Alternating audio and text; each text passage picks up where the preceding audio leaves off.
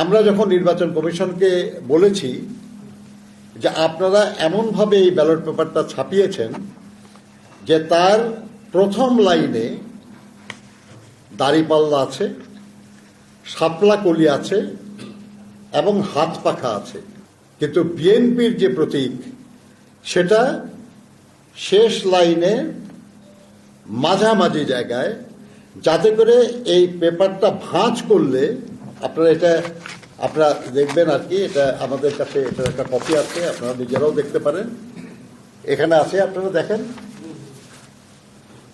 ঠিক বিএনপিটা মাঝখানে, যদি এটা ভাঁজ করেন তাহলে এটা পড়ে যাবে ঠিক মাঝখানে,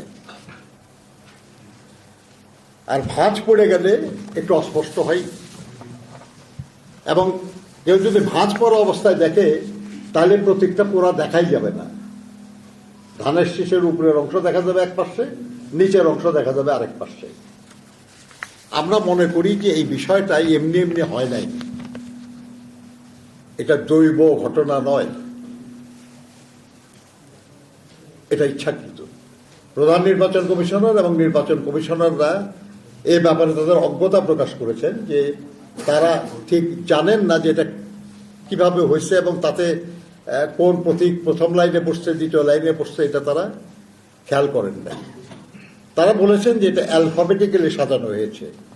আমরা তাদেরকে বললাম যে অবশ্যই অ্যালফাবেটিক্যালি সাজানো হবে, কিন্তু এটা যদি 5টা কলাম না হয়ে যদি 4টা কলাম হতো কিংবা 6টা কলাম হতো, যদি এটা 14টা লাইন না হয়ে 13টা লাইন হতো বা 15টা লাইন হতো, তাহলে ঠিক এখন যেভাবে আছে সেভাবে হতো না। কিন্তু এক্স্যাক্টলি 5টা কলাম এবং 14টা লাইন করে 3টি বিশেষ রাজনৈতিক দলকে প্রথম লাইনে দেওয়ার উদ্দেশ্যটা কি? এটাকে খুবই অন্যায় এবং অনৈতিক মনে করি।